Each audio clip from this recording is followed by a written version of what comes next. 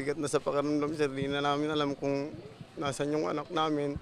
Kung saan-saan na hinanap ng street dweller na si Melvin ang anak niyang si Kiana Jane na 1 taon at 7 buwang gulang lang. Nakuhanan pa ng CCTV ang suspect habang karga ang bata nang lumabas sa convenience store noong December 10.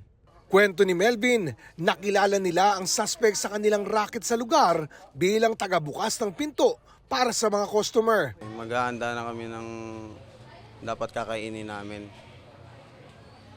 Nag-offer po itong suspect, sir, na siya na po daw sasagot sa ulam namin. Siyempre bilang minus gasto, sir, pumayag kami, sir. Tapos siguro po mga 10 minutes, sir, hindi pa siya bumabalik, kinabahan na kami, sir. Agad silang dumulog sa barangay at pulisya para i-report ang insidente. Yung minor, parang naipagkatiwala niya sa sa suspect.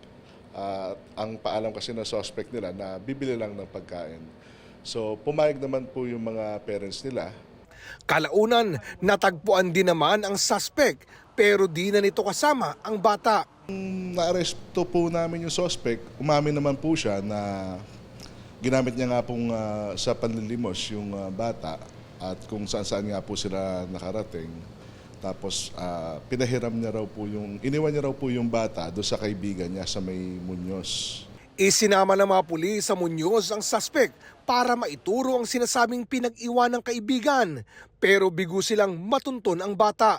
Hindi niya raw alam ang pangalan pero kaibigan niya daw. Nang tanungin namin ang suspect kung bakit tinangay ang bata. Naawa kasi ako sa kanya na eh. Naawa ko. Laging napapalo.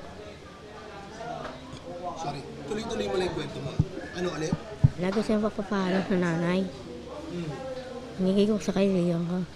Naharap ang suspect sa reklamong paglabag sa Republic Act 7610 o Child Abuse, Exploitation in relation to Article 270 ng Revised Penal Code o Kidnapping and Failure to Return a Minor.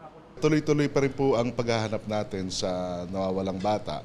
Patuloy namang nagdarasal at umaasa si Melvin na makakapiling pa rin muli ang pinakamamahal na anak.